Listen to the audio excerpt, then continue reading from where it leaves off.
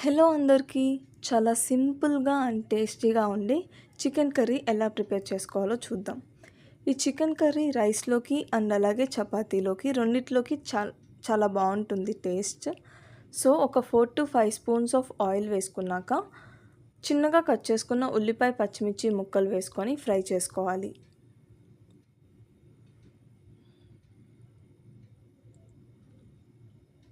ఇలా ఒక 10% ఫ్రై అయిన తర్వాత పసుపు, ఒక హాఫ్ స్పూన్ ఆఫ్ పసుపు అండ్ అలాగే 1 స్పూన్ ఆఫ్ ఉప్పు వేసుకొని ఉల్లిపాయ, పచ్చిమిర్చి ముక్కల్ని ఫ్రై చేసుకోవాలి. ఉప్పు, పసుపు వేయడం వల్ల ఉల్లిపాయ ముక్కలు చాలా ఫాస్ట్‌గా మగ్గడానికి హెల్ప్ అవుతుంది.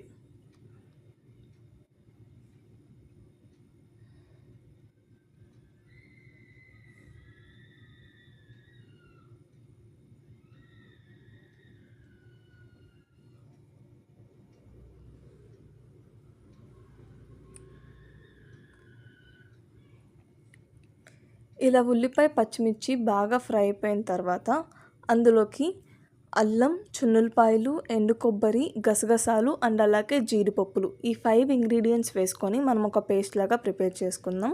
ఈ పేస్ట్‌ని అందులో వేసుకొని ఫ్రై చేసుకోవాలి పచ్చివాసన పోయేంత వరకు. ఈ పేస్ట్ వేయడం వల్ల మనకి చికెన్ కర్రీ అనేది మంచి గ్రేవీ వస్తుంది. మంచి థిక్ గ్రేవీ లాగా వస్తుంది అండ్ అలాగే టేస్ట్ కూడా చాలా బావుంటుంది. సో, పచ్చివాసన పోయేంత వరకు ఆ గ్రేవీని ఆ పేస్ట్‌ని ఫ్రై చేసుకోవాలి. ఇదంతా స్లో ఫ్లేమ్ మీదే ఫ్రై చేయాలి. ఎందుకంటే అది ఈజీగా మాడిపోతుంది. సో, అందుకని స్లో ఫ్లేమ్ మీద ఫ్రై చేసుకోవాలి పచ్చివాసన పోయేంత వరకు. ఇలా ఫ్రై అయిన తర్వాత నీట్‌గా క్లీన్ చేసుకున్న చికెన్ పీసెస్ కూడా వేసుకొని కొంచెం సేపు ఫ్రై చేసుకోవాలి.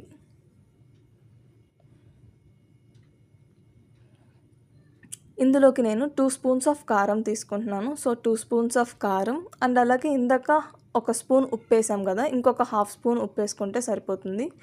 ఈ 2 వేసుకొని చికెన్‌ని ఫ్రై చేసుకోవాలి. మనం వాటర్ ముందుగానే వేసేయకూడదు చికెన్ కర్రీలో. అప్పుడు టేస్ట్ బాగోదు.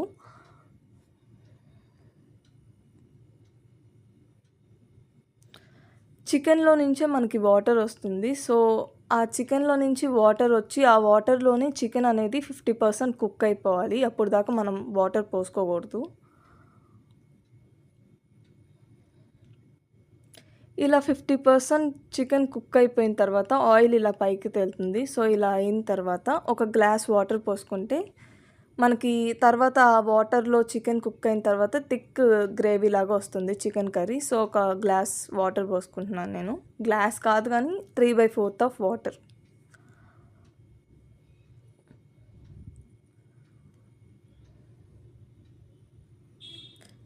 ధనియాలు, జీలకర్ర పౌడర్ మా ఇంట్లోనే చేసుంటది. సో, అదొక 1 స్పూన్ అండ్ అలాగే గరం మసాలా ఒక హాఫ్ స్పూన్ ఈ 2 కలిపి నేను వేసేసాను. సో, ఇది వేయడం వల్ల టేస్ట్ చాలా బావుంటుంది.